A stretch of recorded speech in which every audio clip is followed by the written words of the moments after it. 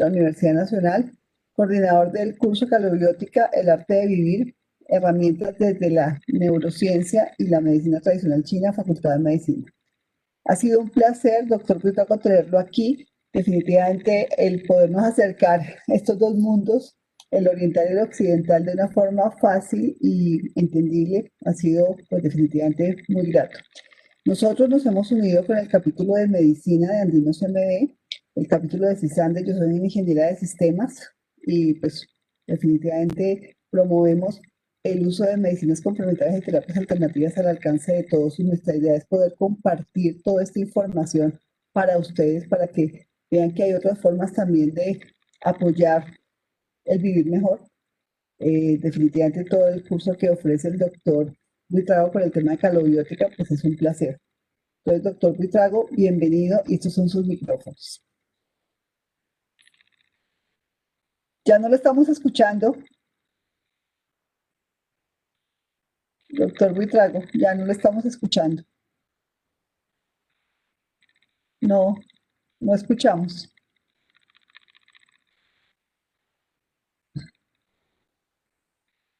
¿Qué pudo haber pasado? A ver, Ahí, ahora sí. ahora sí me escuchan. Sí, señor. Perfecto, muchas gracias, Deyanira. De nuevo, Deyanira, muchísimas gracias a ti. Gracias a Cisandes, gracias a el capítulo de medicina de la Uniandinos con la doctora María Ángela. Y gracias a todos, a Karen, gracias por la parte técnica que nos acompaña. Entonces, ¿me oyen con eco? Sí, señor, hay un eco. Perdón. ¿Ahí me oyen mejor? Sigue habiendo un eco. Bueno, entonces vamos a iniciar este. Sí.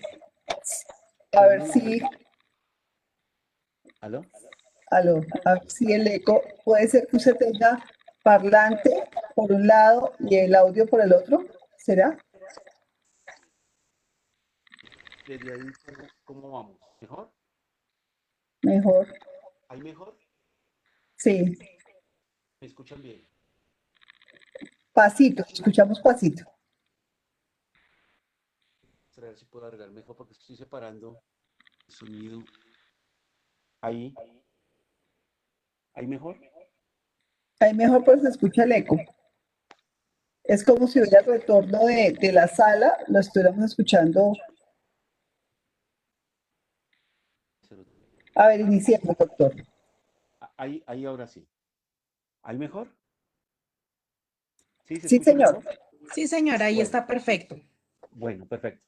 Entonces empezamos, escúchenme la demora, todos. Entonces vamos a entrar precisamente a un tema muy interesante. Habíamos visto el manejo desde la medicina tradicional china de sanar los traumas emocionales. Precisamente estas charlas las hemos querido hacer con Deyanira y con todos los capítulos que tenemos en la Universidad de los Andes, con el deseo de colaborar desde nuestras áreas de las medicinas alternativas en este proceso que estamos llevando y a la vez en este rehacerse más que nada.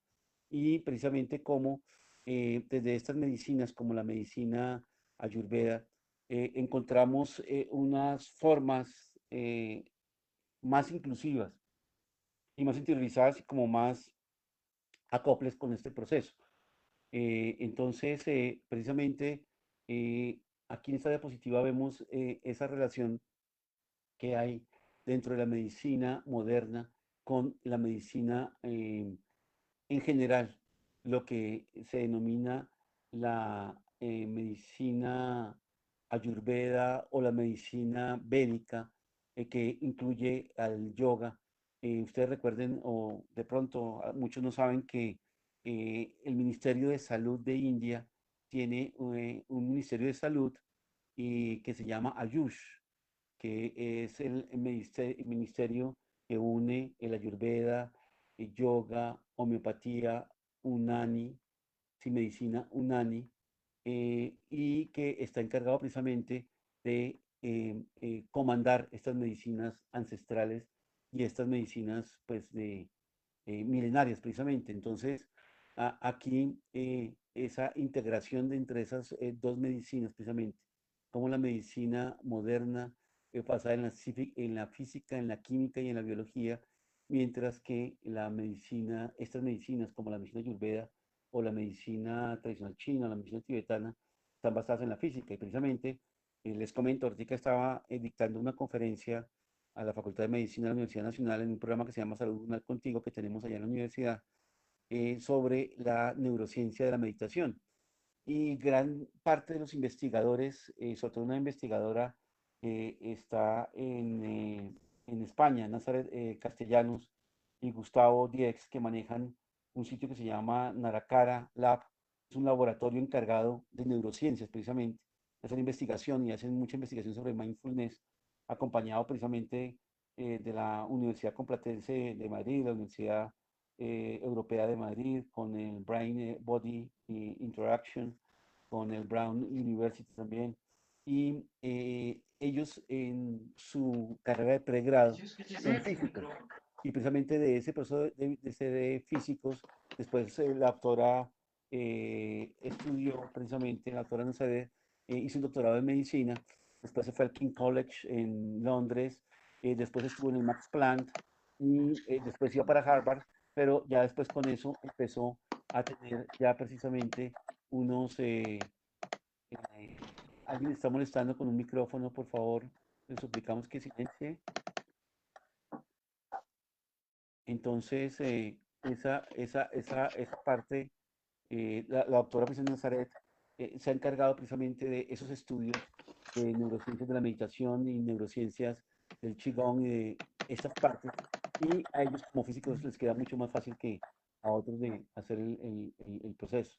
Entonces, esta se ha denominado el futuro de la medicina, precisamente esa integración que va a haber entre la medicina las medicinas de Oriente con las medicinas de Occidente, las tradicionales. Y precisamente se está dando un énfasis muy grande, precisamente. Fíjense que aquí está al lado izquierdo, este libro del 2015 precisamente, que está basado precisamente en esa relación de Ayurveda con las ciencias biomédicas y cómo va a ser el futuro de la medicina. Habla cómo inicialmente nosotros estamos en ese estadio de cuidado médico de la izquierda para pasar a un estadio de prevención y de profilaxis precisamente, y donde se ha buscado precisamente desde el estilo de vida, desde formas mucho más conscientes de vida en la dieta, en, los ejercicios, y por eso se estudia el yoga, se estudia el qigong también. Entonces, nos hemos dado cuenta que definitivamente la prevención, la educación es más importante que el tratamiento de enfermedades, precisamente. Y eso es donde viene precisamente el cuidado, ya después de departamentos de salud pública, un cuidado de una medicina personalizada, que es lo que precisamente vamos hacia ese proceso. Entonces, ahí, y fíjense esta diapositiva tan bonita, el mapa del mundo. Y en ese mapa del mundo vemos esa relación tan increíble entre lo que son los hemisferios cerebrales y cómo neurociencia ha estudiado muchísimo el paso de hemisferio derecho y hemisferio izquierdo y cómo cada uno tiene unas funciones determinadas y cómo ese hemisferio izquierdo ha sido desarrollado más en Occidente que en Oriente, mientras que Oriente ha desarrollado más el cerebro derecho. Pero en general, en esa estructura vemos que el cerebro izquierdo es el que se encarga de estar releyendo lo que nosotros tenemos en nuestra estado cognitivo y de engramas, y es un hemisferio general estructural, analítico, reductivo, receptivo, cuantitativo, calculador, experimental. Es el que ve las partes, mientras que el hemisferio derecho es un hemisferio mucho más sistémico, creativo, holístico, inclusivo, cualitativo, intuitivo y espiritual, precisamente. Y precisamente ahorita se está empezando a ver, y en esa relación que hay tan importante de los dos hemisferios, como nosotros tenemos que dar esa parte de estudio y métodos y el estudio de las partes y cómo Oriente da ese estudio de la globalidad, del holismo, pero también da ese estudio de factores que van más allá de esa mente racional y analítica que son los factores más intuitivos, inconscientes, holísticos que tiene el sistema. Entonces, precisamente, eso es un factor que es importante y que en eso se busca precisamente esa unión de las ciencias biomédicas, de la ciencia moderna, de las medicinas tradicionales y complementarias y de la ayurveda y el yoga, dentro de todo eso que se llama la salud del ser humano. Y precisamente aquí encontramos que hay varios estrotas que son canales simplemente, que son como sistemas, llamémoslo así, que tienen los indios. Recuerden que se viene una tradición védica y el Atharva Veda, que es uno de los tratados más grandes que tienen. Y aquí empieza a mostrarse y vamos a ver precisamente cómo esa relación que existe entre todo, cada uno de estos rotras tiene relación con ese mano baja, es rotra que está abajo, que es el que maneja la parte mental. Los indios tienen clasificaciones y especialidades dentro de la misma Ayurveda de tradición, de miles de años. Y de las dos cosas que ellos tienen como tradición, que son espectaculares, son una de la cirugía. Ellos hacían inclusive cirugía plástica desde hace 5.000 años. Y la otra es los departamentos de psiquiatría que manejaban. Entonces, están muy claros dentro de eso. Y dentro de eso, dentro de los tres doshas, Vata, Pitta y Kapha, se encuentra que hay el dosha Pitta, que si hago un recordar, dice el dosha Vata, recoge la sincronía de los elementos espacio, aire, mientras que el Pitta recoge el fuego y parte de tierra y más agua, fuego, agua, y el CAFA recoge agua y tierra y más tierra dentro de ellos. Pero que Sadaka Pita se encarga de la interrelación de la parte mental del ser, pero esto para los indios como para los chinos, la medicina tradicional china, la medicina ayurveda de la India, hablan de una relación que hay directa entre el cerebro y el corazón y esa interconexión que hay. En la charla que acabo de hacer de neurociencias en la meditación, precisamente, estuve mostrando cómo los estudios que hay de neurociencia holística muestran esa relación que hay. Ya la medicina occidental está mostrando la relación que hay entre el cerebro y el corazón y cómo se interconectan y si tiene una sincronía, entonces hay un proceso de armonía en el sistema y la no sincronía en la creación de enfermedades. Entonces, esto, como estamos viendo el tema precisamente de la sanación de partes emocionales, esa relación que hay de mente, emociones, mente, sentimientos, es directa dentro de la medicina ayurveda. Y precisamente aquí está como todo lo que es la parte de la formación inmaterial, la formación no material del ser. Y entonces ese Purusha Prakriti entra en un estado búdico que es la mente búdica del ser. Y eso va entrando a la mente Ahamkara, que es la mente que finalmente tiene más conexión con los estadios mentales. Y esos estados mentales se dividen en un estado sálvico, un estado rajásico y un estado tamásico. Y precisamente esos tres estados son los que nos van a tener como ahorita en contacto con esto que estamos viendo de sanar emociones. Precisamente, sobre todo el estado sálvico tiene que ver con las facultades de la mente, las facultades de los sentidos, como el sentido de percepción, como el sentido fisiológico. Entonces, eso lo maneja el estado sádvico y el estado tamásico tiene que ver el sonido, el toque, la forma, el sabor, el olor, ¿sí? Entonces, eh, ahí hacen, y rajas es un estado intermedio entre ellos dos. Ahí precisamente se empieza a encontrar que todos los objetos del universo dependen de la combinación de esas tres fuerzas. La sálvica, que en su principal función es la inteligencia y impartir el equilibrio. La fuerza rajásica, que su principal función es la energía y la función es generar estados de estabilidad en desequilibrio. Y el estado tamásico, que es el estado más, más sólido, y por lo mismo que es sólido, es el que lleva más a la quietud y a la inercia, y es el estado más material. Entonces, fíjense que aquí ya empezamos a ver una relación de sattvas, rajas y tamas en relación a una función que tiene que ser mucho más densa o menos densa dentro del ser. Entonces, el sattva, el estado sálvico, es el estado que está muy unido a el elemento espacio o el elemento aire, y por eso es el más volátil, y el estado sálvico es el estado de contacto. Y fíjense que aquí empezamos a hacer una relación muy bonita, y lo hace muy directamente la medicina ayurveda, pero mucho más la medicina tibetana, y es entre lo vaporoso y lo material.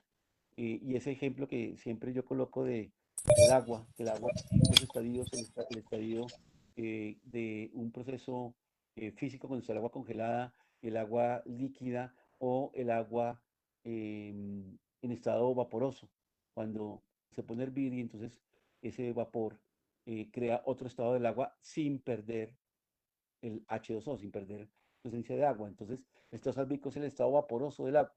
Entonces, por lo mismo, es el estado más conectado a el componente. Estas tres medicinas, recuerden que hablan de un componente físico, material, como de un componente no físico, abstracto, que nosotros lo denominamos, nosotros en Occidente, alma o espíritu. Ellos simplemente lo van clasificando de más denso o menos denso. Entonces, este estado sálvico es un estado de virtuosidad. Su esencia es crear armonía.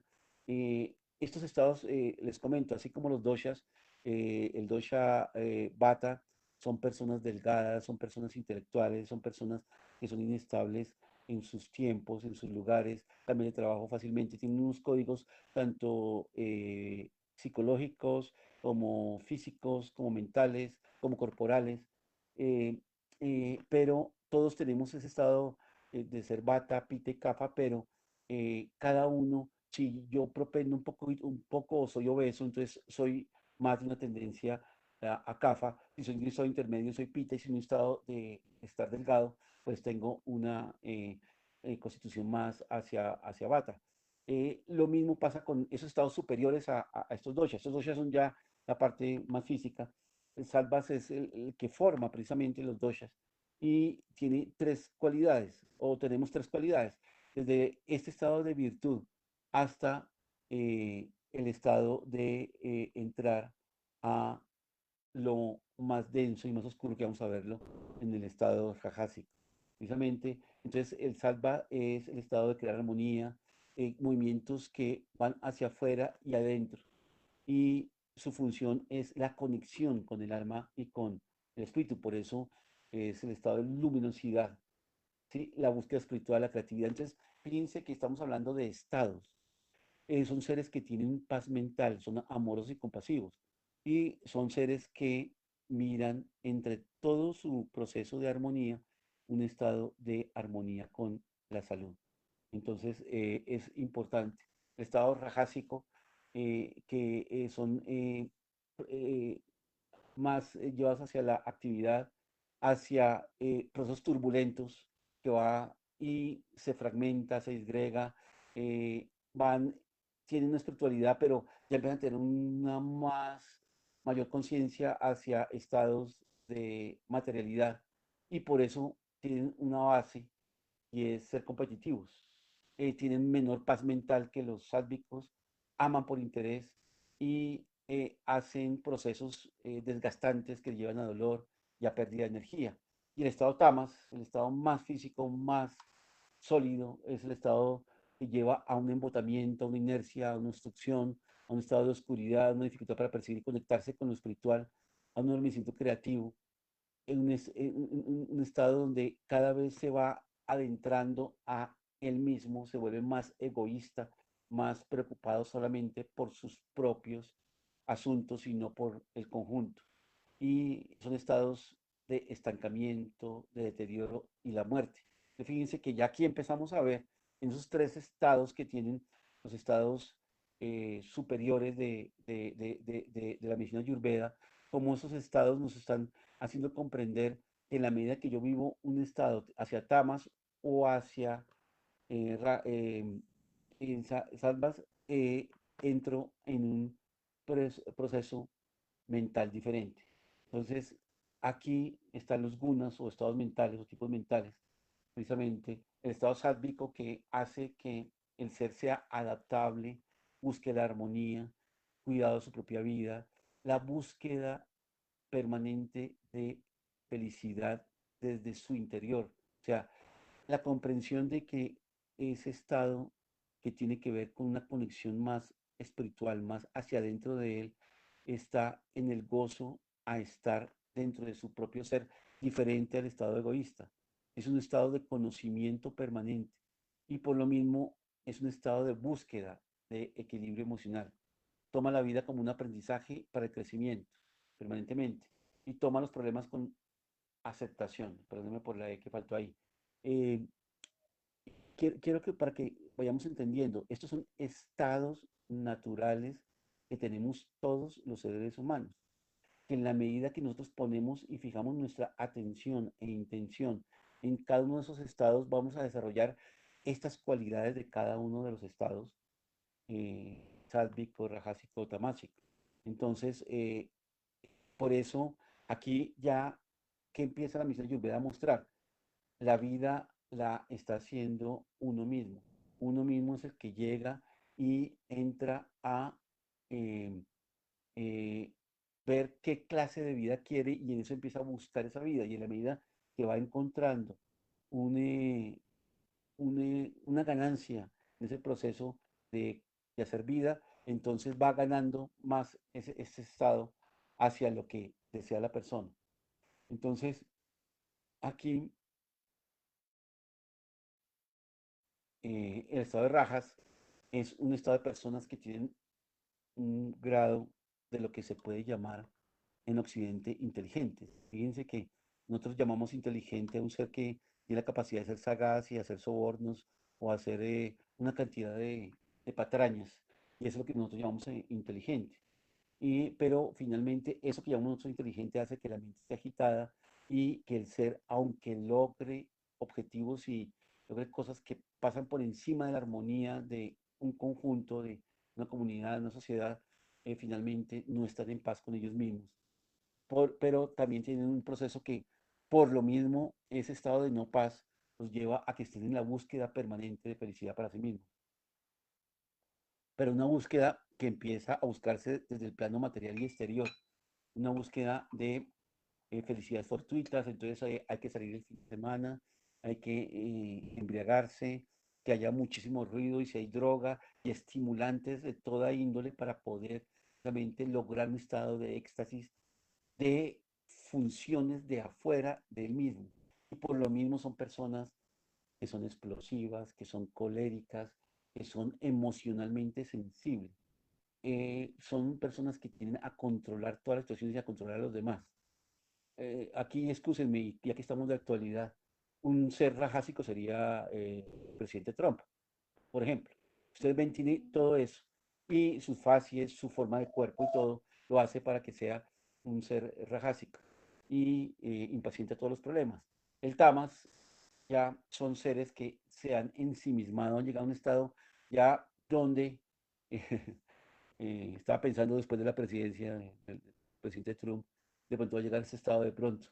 Bloqueos psicológicos profundos, descuidado consigo mismo y con los demás, son seres ya que empiezan a tener una anestesia emocional, ya no les importa lo que pasa, su función, su profesión, su deseo de tener un sentido de vida y se descuidan físicamente.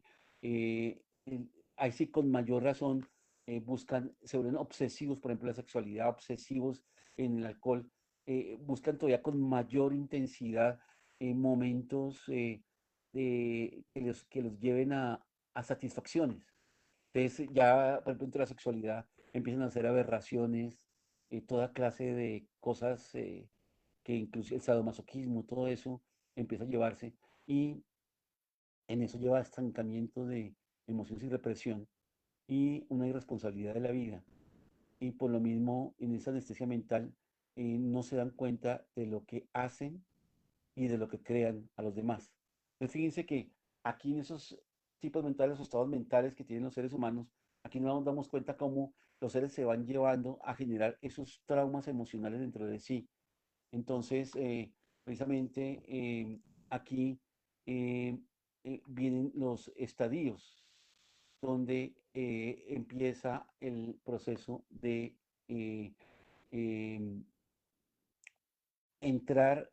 Y entonces aquí, pues, fíjese que es sencillo, o sea, la medida es empezar a generar procesos de paso del estado tamásico al estado sádvico. Entonces, aquí dentro de la parte teórica, llamémoslo así, es cómo eh, desarrollar, disolver tamas en el primer estadio y desarrollar rajas, el estado intermedio, y cómo mentalmente entrar en una acción de automotivación. El segundo estadio que es ya calmar rajas y desarrollando sálvico. Dice que son estadios que tienen que ir de paso a paso, no se puede llevar de un estado a otro. Y el estado sálvico, que es el de perfeccionamiento, que es el estado que lleva al servicio. Pero si aquí lo vemos también, es el estado de evolución que debe tener el ser humano, precisamente, desde una automotivación para hacer una motivación ya con un proceso mucho más abarcante, que es el servicio desinteresado, para llegar a estados ya de integración y propios de la esencia del ser, con un servicio desinteresado y estados meditativos y estados de introspección ya muy profundos, que son los que hacen realmente evolucionar el ser. Entonces, aquí ya empiezan a darse ustedes cuenta que pues, las medicinas en general propenden no por una curación de una enfermedad, sino por un estado de armonía, tanto física como emocional, como eh, virtual, llamémoslo así, o de virtudes. Y esas virtudes son como la forma en que yo empiezo a ver la vida y cómo tomo la vida y cómo voy manejando de la vida lo que realmente es para ese proceso. Entonces, aquí vamos a hacer la comparación. Cómo llegar a ese estado sálvico se puede llevar generalmente en base a estados mentales, o sea, cómo yo busco espacios, entonces busco espacios más tranquilos, busco una música tranquila, busco el estar más consciente de cada momento de la vida eh, y encuentro una paz mental. Fíjense que aquí voy a fijarme mucho más en sattva, en el estado sádvico que en el estado tamásico. En la dieta, fíjense que esto es un factor que uno no lo cree y ahorita precisamente en neurociencias están buscando esa relación que hay entre, o ya tienen mucha investigación más bien, entre la relación que hay entre el cerebro y la microbiota, toda la parte intestinal y esa relación intestinal la comida, cómo influye a nivel mental y cerebral en el sistema. Entonces, por lo mismo, entre más tamásico, el ser consume más carne, consume más grasas, consume más fritos. El rajásico ya equilibra más el proceso y el sálvico tiende a una dieta donde no hay consumo no exclusivamente animales, sino también si se consumen animales, se consumen en mucho menor grado, se aumentan más las frutas, las verduras, los granos, pero por ejemplo, los fritos pertenecen más al estado támico, el rajásico son los cocinados y el sálvico eh, son procesos que se llevan mucho más hacia comida más refrescante, ya, así en general. Entonces, aquí no es un propender porque se deje la carne, pero sí propender por en qué estado yo estoy y qué necesito. Un estado sádvico para una persona vata que regularmente no toma asiento y no se enraiza, Entonces necesita ese bata, por ejemplo, consumir algo de carne para tener un poco más de enraizamiento, tener un poco más de contacto con la parte material y poder densificarse un poco y comprender también ese contacto con el mundo material. Fíjese que alcohol y estimulantes es frecuente en el estado tamásico, mientras que uno va, eso sí, un proceso que uno va seleccionando más, y esos estimulantes como el té o el café o otros estimulantes, pues va uno disminuyéndolos en la medida en que va encontrando más armonía interna. Y por lo mismo también las drogas igual van desapareciendo. Aquí la actividad sexual, y cuando hablamos de actividad sexual, hay que tener una relación de la actividad sexual como un hecho fisiológico a un hecho trascendente. O sea, realmente la actividad sexual tiene un proceso eh, espiritual muy profundo, pero cuando yo lo hago orgánico y lo hago solamente sensorial y lo hago solamente como estímulo externo y que tengo que hacerlo de formas fuertes, agresivas, constantes, entonces me voy dirigiendo hacia el estado tamásico.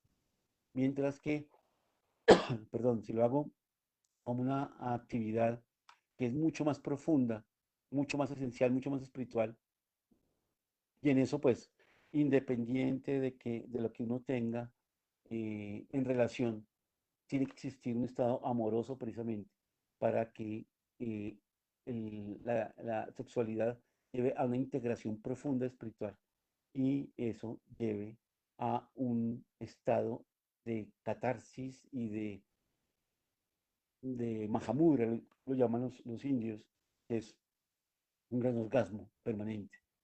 El control de los sentidos, lo mismo, el habla, la limpieza, el trabajo, fíjese, siempre en la parte de trabajo, siempre el tamásico siempre tiende a ser más perezoso, em, el rajásico más egoísta en su trabajo, solamente busca su trabajo personal e individual, y el desinteresado, que es el que lleva. Esto, fíjese que aquí nos hacen dos procesos. Uno, el terapéutico, de cómo queremos nosotros ir cambiando nuestro estado emocional para lograr un estado emocional mucho más equilibrado, ¿sí? Que es importante.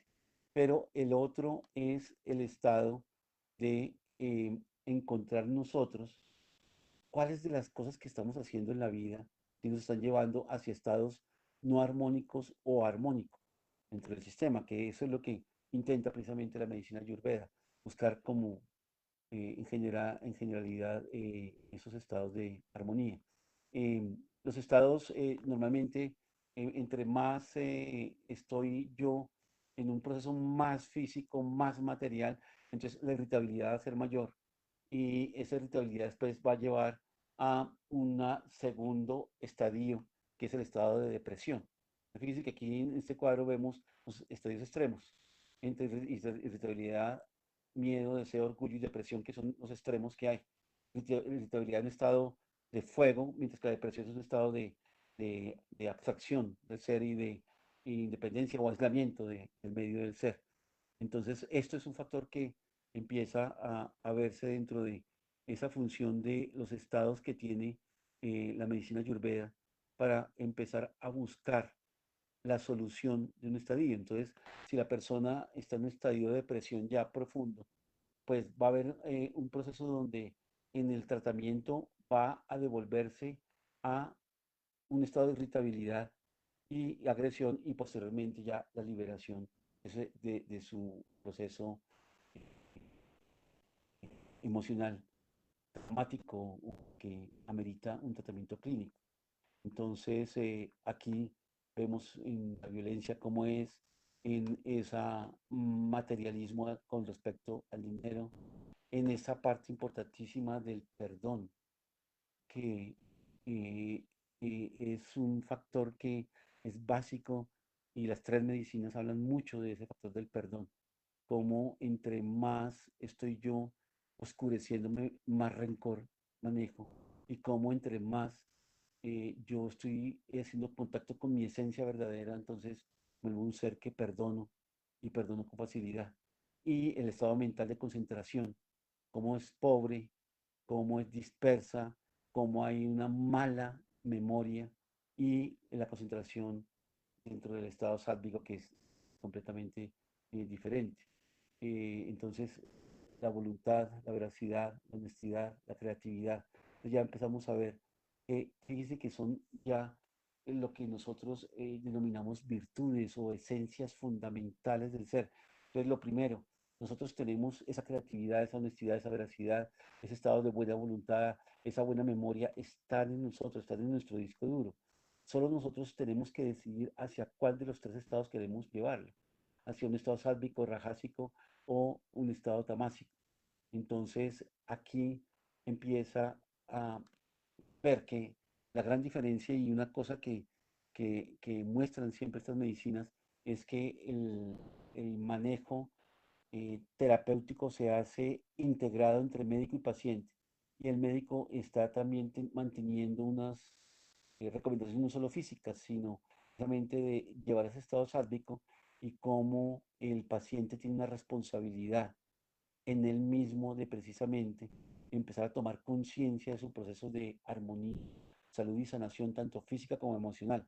Precisamente por ese estadio quiere llevar él de salir de un proceso que lo tiene infeliz o desarmónico. Entonces, em, hasta llegar a estos puntos que ya en su proceso global, la medicina ayurveda y la medicina tibetana los marcan como una parte natural. Ya en la medicina tradicional china, como ha sido tan occidentalizada, entonces le han quitado mucho de todo esto que lo tiene en su esencia. Y ya eh, pues no se maneja sino ya de una forma casi sistemática a los médicos que son educados en Occidente.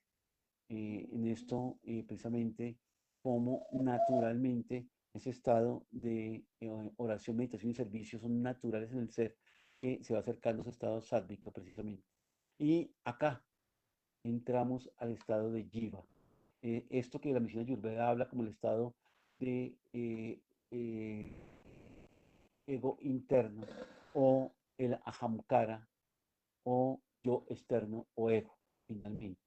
Entonces, esto lo divide muy bien en la misión Ayurveda y cómo si el ser entra en ese estado de ahamkara, en ese sentido de separatividad, que se identifica con el plano material, esto es importantísimo en la relación espacio-tiempo, porque en la medida, y ya en este momento, pues ya podemos tener un mucho más conocimiento de esa relación de lo que hay de espacio-tiempo o como hay espacios que se llaman eternidad o conciencias de eternidad. Y por el Ahamkarana siempre ese ego maneja lo objetivo, mientras que el estado Jiva lleva hacia ese ego interno y ese ego interno lleva al reconocimiento del estado de unidad y de universalidad del ser. Precisamente en una charla que hice en días pasados sobre el Bhagavad del libro tibetano de los muertos, hablando sobre la muerte desde las tradiciones orientales, se hablaba precisamente que en ese estado de jiva, cuando entra en un estado de meditación, puede entrar en esa conciencia de inmortalidad y es donde uno pasa la línea de muerte en vida por estados precisamente de conciencia de inmortalidad que llevan a estados de unidad. Como esa trascendencia de las formas para encontrar, a no prestar atención a lo que son los cinco sentidos, sino al mundo interior y cómo se hace esa búsqueda de ese mundo interior. Entonces, ese estado sádvico hace la purificación de ese estado de chita y de buddhi a través de ese estado sádvico para llegar al ser que llamamos nosotros ser evolucionado.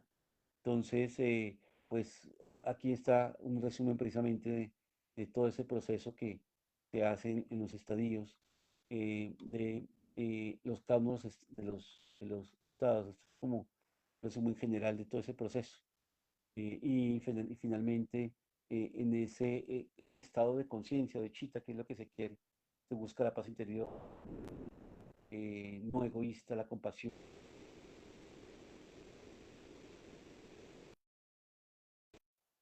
Es muy importante todo lo que pues se maneja en eso, ¿no? Entonces, eh, al igual el estado búdico, el estado de inteligencia, donde es importante eh, entrar a esos estados donde la claridad de inteligencia, la profundidad de inteligencia se va consiguiendo por un estado sádvico, ¿sí? Y cómo en la medida que, por ejemplo, el estado tamásico tiene unos prejuicios muy fuertes, y unas percepciones incorrectas dentro del sistema precisamente, que es lo que hace que exista esa alteración, que en la medida en que va generando una liberación de juicios y encontrando más un proceso hacia lo bueno, lo bello y lo verdadero de la vida, entonces se preocupa más por entrar en ese estado y no por lo que alrededor hay o cómo se puede enjuiciar ese proceso.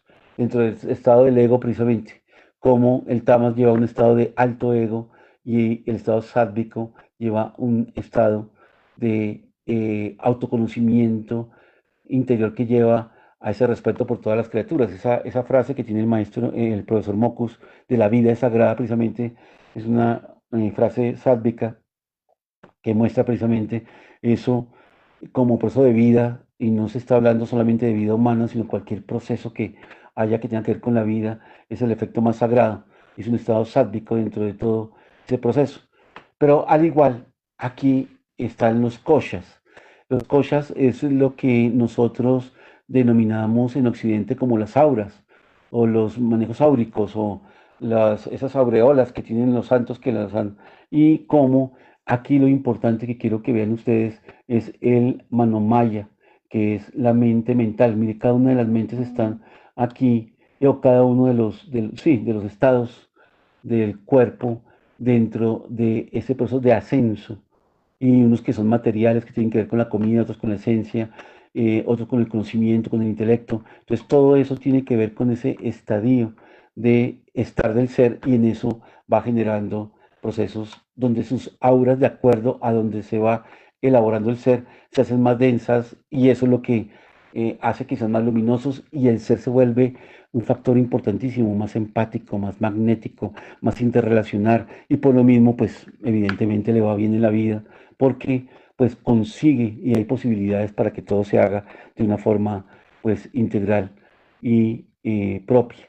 Entonces, esto a nivel de los estadios, y entramos a eso de la meditación, o sea, el factor tan importante que es para la medicina ayurveda como prevención y como clínica, o sea, como tratamiento también.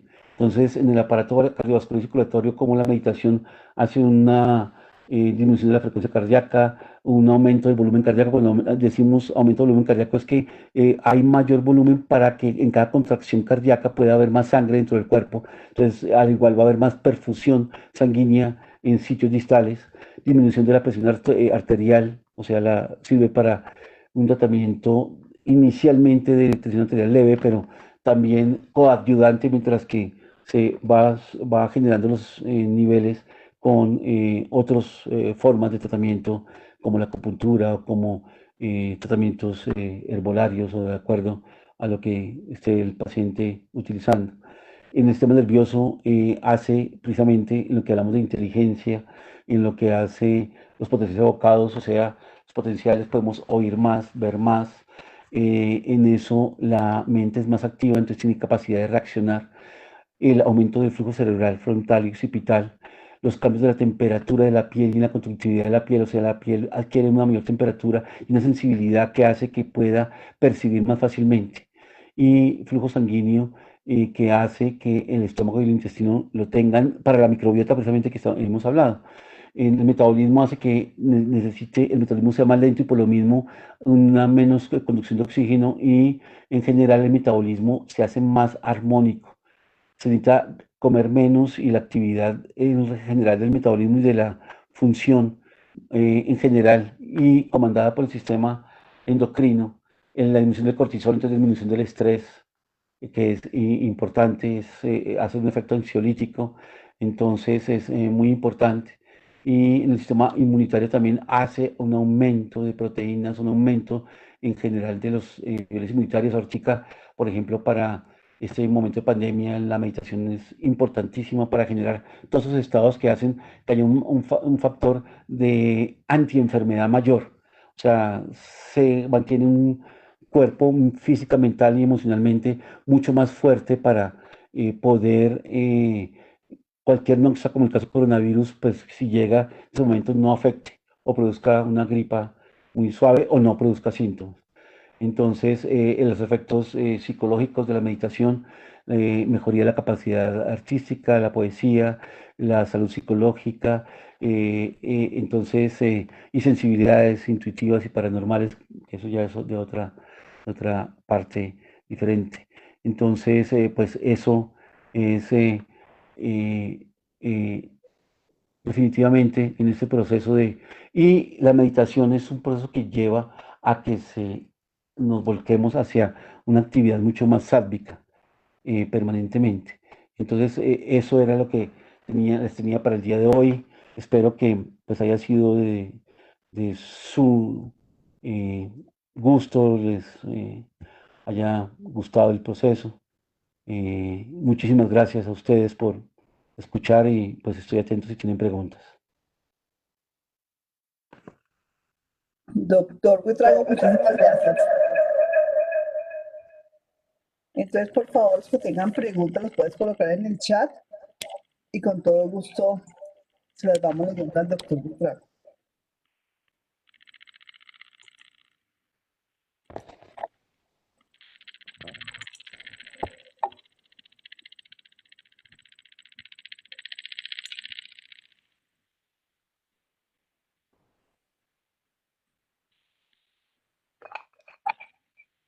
No, no tenemos preguntas. Si alguien tiene alguna pregunta para el doctor Buitrago, por favor, la pueden hacer en el chat.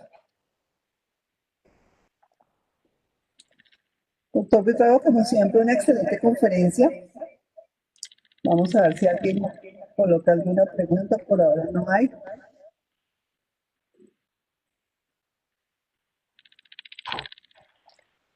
El doctor Buitrago nos está dejando sus datos para quien quiera comunicarse con él, pues ahí los tiene. Bueno, agradecemos igual a los capítulos que apoyan estas conferencias, como son el grupo, BioAndes y Café Cénica.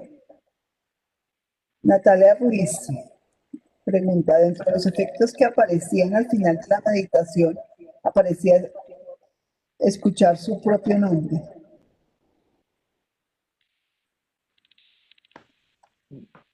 ¿A qué se refiere esto?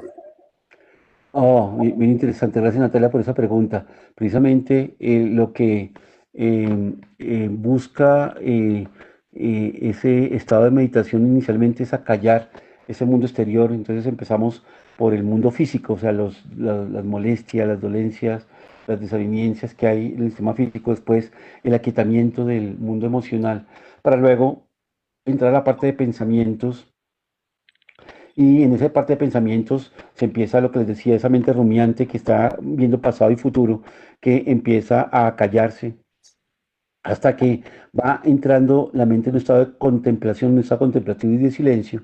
Y desde ahí en adelante entonces empieza la meditación samadhi, que es el encuentro con ese proceso de luz interna precisamente.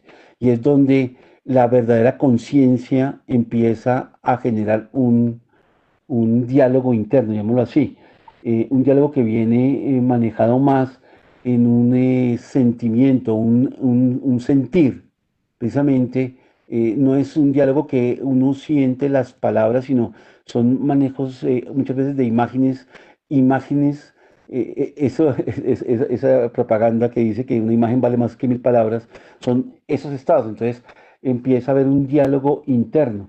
Y en esto, pues, evidentemente Natalia se empieza a unir procesos que nosotros todavía no comprendemos, que estamos empezando a vivir y que neurociencias está empezando a decirnos, oiga, hay una intuición, hay procesos intuitivos, son naturales en el ser, existen, mismos procesos inconscientes en el ser, pero de ahí para adelante, estados de sensibilidad donde ya las somatoestesias, se llama eso dentro de neurociencias, que es el poder encontrar los sentidos mucho más agudizados. Y entonces hay informaciones y cosas que van, ya el ser va teniendo, estados de precognición, o sea que él se entera de un conocimiento antes de que la realidad material venga. Entonces, esos estadios precisamente son las ganancias y eso es lo que estamos viendo en el futuro de la medicina, precisamente en el futuro más bien de la medicina, no en el futuro del ser humano. Nosotros aquí todos estos cambios y todos estos encuentros que estamos son fascinantes porque estamos en un encuentro de ese otro ser que desconocemos y que realmente estamos empezando a estudiar desde la ciencia, pero que también nos estamos sintiendo limitados porque no tenemos en este momento instrumentos de estudio. Pero no por eso, y por eso les digo, es mi pasión con estas tres medicinas porque son medicinas que llevan 7.000 años de antigüedad y que han tenido han escarbado ese proceso de esencia del ser en dimensiones que ni nos imaginamos nosotros y por eso pues en este momento son buenas procesos para entrar y profundizar precisamente eso que hay más allá del ser humano, eso que, esa totipotencialidad, esa omnisciencia del ser humano que tenemos, pero que pues hasta ahora estamos empezando a concebir y a entender para después ya plasmarlo como parte del ser, que ese es el objetivo, pero precisamente ese encuentro entre Oriente y Occidente cada vez más fuerte, más profundo, entonces nos va a ayudar a acelerar ese proceso. Gracias por tu pregunta, Natalia, muy amable. Bueno, Tuli Cantillo, mil gracias. Excelente conferencia y gran expositor. Sandra Rey, un tema verdaderamente apasionante. Muchas gracias al doctor Vitrago. No pude estar en toda la conferencia. ¿Es posible acceder a alguna grabación de la conferencia? Sí, precisamente Karen ya les acabo de compartir y dice para encontrar la grabación de esta conferencia en su perfil de Facebook, en el siguiente enlace, ahí está el enlace, pueden darle clic y ahí lo van a poder tener, o en el capítulo, en la página de Facebook de Xisandes también por ahí llegan igual al mismo video. Ese video es la transmisión en vivo y queda ahí disponible para que ustedes lo vuelvan a ver. También Karen nos está solicitando que llenemos el formulario para ver la encuesta sobre la conferencia, entonces agradecemos la diligencia. No tenemos, a ver, perdón, a ver si hay más. Sandra Rey, excelente, muchas gracias. Juan Pablo Gómez, muchas gracias, doctor. ¿Qué recomendaciones se podrían hacer para una persona que está empezando la práctica de la meditación y no tiene un guía o maestro? Gracias por esa pregunta. Precisamente ahorita que estaba haciendo la charla de neurociencia de la meditación, precisamente una de las cosas que se encuentran entre los límites en este momento son las enfermedades mentales. Y en general, que como se ha difundido la meditación y tantas formas de meditación, entonces inicialmente con un desconocimiento que hay del ser, hay un primer consejo que es importante y es el tener procesos como los que estamos llevando aquí con Deyanira y con los capítulos de toma de conciencia desde diferentes áreas, no solamente lo que yo manejo, sino aquí hay expositores que nos traen unas exposiciones que nos dejan impresionados que no conocemos sobre la vida. Y precisamente en la medida en que vamos cambiando los estados de conciencia, por ejemplo, una persona que está en un estado tamásico, pues si empieza a meditar, entonces va a, imagínense en ese estado de estar quieto, en silencio, una persona que está acostumbrada o un estado rajásico a ser competitivo, a unos manejos emocionales, entonces va a desesperarse y va a sentirse más sensible emocionalmente. Entonces es importante tener una persona guía, pero ¿quién de guía? Una persona que tenga una profundidad del conocimiento del cuerpo y del ser humano, o sea, una persona que tenga una profesión del área de la salud. ¿Sí? Es necesario porque eso hace que haya una profundización en el conocimiento de un estado físico, emocional y mental del ser. Y después que tenga formaciones serias en procesos de meditación, inclusive sabiendo qué escuelas y uno debe, o sea, cada persona que hace meditación tiene la obligación, eso es exactamente igual como cualquier profesional, como nosotros como médicos. Si nosotros tenemos una especialidad determinada, tenemos que hacerla ver y de qué forma la hacemos y cuál es el tipo de especialidad y dónde se hizo esa especialidad. En el caso de la meditación, lo mismo. O sea, dónde se estudió, qué clase de escuela, qué tipo de meditación y si esa meditación está acorde con todo mi estado. Entonces, la persona que va a entrar, lo mínimo que debe tener de un profesor de meditación es que el profesor debe hacer una evaluación de la persona y ver también en qué nivel o línea está. No puede ponerse con ya meditadores que han estado 6 meses meditando más de 6 horas diarias, una persona recién llegada. Entonces, todo eso tiene, ya debemos generar un profesionalismo, al igual que el yoga, por ejemplo, que ahora vemos que a mí siempre me acuerda en todo el proceso que he tenido, sobre todo con la penetración con China, que después me comentaban que los grandes, o no los grandes, los profesores que ven de artes marciales eran entrenados con el profesor Sony y con el profesor Samsung. Y yo no entendía. Entonces me decían, sí, es que cogían cualquier coso de VHS en ese tiempo, o un CD en su reproductor de Samsung o Sony, y con eso aprendían y se volvían profesores. Entonces, cogían, aprendían unas técnicas determinadas y se ponían a dar clase sin ninguna profundización, sin ninguna educación, sin ninguna maestría, sin un profesor que les corrigiera.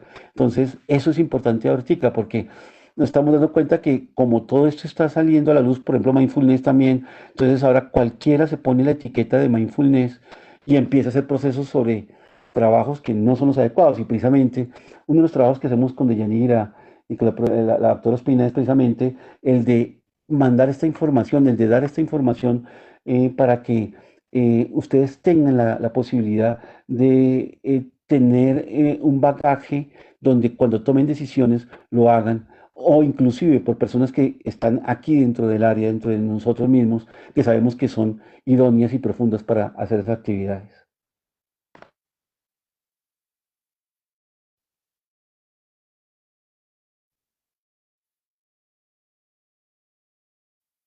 No tienes volumen, Deyanira, no tienes volumen. Ay, disculpen. Tuli Cantillo, respecto a los koshas, me queda la inquietud si son similares a los chakras. No son similares a los chakras. No, los chakras tienen su proceso que se llaman chakras precisamente, y los koshas son precisamente procesos que tienen que ver con la emanación energética del ser, ¿sí? Fíjense que tienen que ver más con lo que el ser emana hacia afuera. El chakra sí tiene un proceso interno, tiene un proceso que va relacionado con una hormona que secundariamente, evidentemente, secundariamente un kosha se forma por un chakra. O sea, la función del chakra es la que hace que el kosha también se active e inactive porque el chakra tiene una actividad sobre órganos, funciones, pero si te das cuenta, los koshas también tienen sobre, por ejemplo, los fluidos en general del cuerpo. Entonces hay un kosha encargado de los fluidos del cuerpo. Entonces son diferentes. Claudia Herrera, mil gracias, doctor, por compartir sus conocimientos. Excelente conferencia. Bendiciones. Muchas gracias a ti también. Muy amable por escuchar. Dolly Guzmán, mil gracias. Feliz noche. Una feliz noche, Dolly. Marta Pinzón, gracias. Muy interesante. Gracias a ti, Martica. De Gil, saliendo un poco del tema, ¿la marihuana es usada en la medicina ayurveda y de qué forma? No puedo contestar esa pregunta, no tengo información del empleo en general, de plantas, inclusive. Hay plantas que tienen ellos que son alucinógenas o que son enteógenas, pero no tengo ninguna información sobre eso. Luz Yanela Acevedo, en mindfulness sería una versión occidentalizada de todas estas ciencias con el agravante de perder profundidad. Mm, es una pregunta difícil de contestar.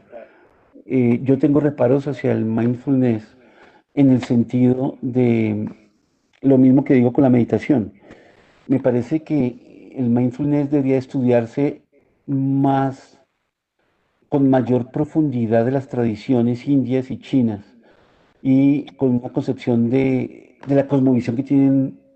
Entonces la persona entra en esa mindfulness, entra de una forma académica, ya está todo pues con un montaje académico y entonces sigue teniendo la misma concepción de vida. Es impresionante, o sea, hay un factor muy importante y yo siempre doy el consejo a las personas que están dedicándose a estas áreas, que vayan y visiten el país, que vayan y visiten India, visiten China, que se sienten, que coman, que viajen, porque ahí es donde uno realmente se da cuenta que la cosmovisión, la forma de ver el mundo, la forma de ver el universo, es muy diferente la de un occidental a la de un oriental. Y si uno va a dedicarse a un proceso como mindfulness, mindfulness está tomado de los Yoga Sutras de Patanjali. Y el sexto Yoga Sutra, el sexto de los ocho, es Dhyana, que es el proceso de atención plena y consciente, el estado de vivir el presente permanente y el estado de meditación. Pero dentro de esos hay 5 estadios inferiores que en el Yoga Sutra, en la ciencia de la unión que hace Patanjali, exige antes de llegar a ese sexto estado. Entonces es importante que se puedan pasar porque si no, el proceso va a quedar en un proceso mentalizado, occidentalizado, que no va a alcanzar el nivel y la profundidad que está teniendo estas sabidurías milenarias, ¿no? Juan Pablo Gómez, muchas gracias por resolver mis dudas. Excelente exposición, como siempre. Feliz noche. Gracias, Juan Pablo.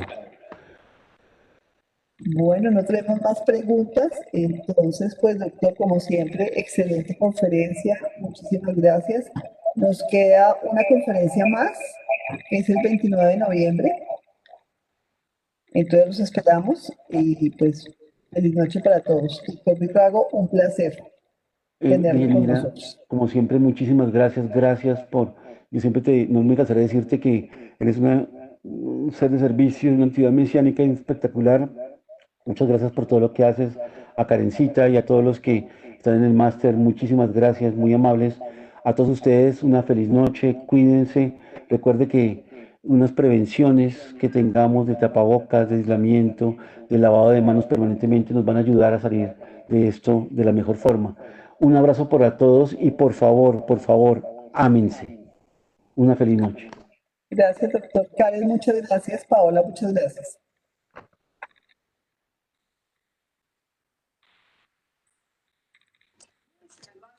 Con mucho gusto, señor Jairo, que estén muy bien. Feliz Que noche. estén muy bien, muchísimas gracias. Una feliz noche para todos.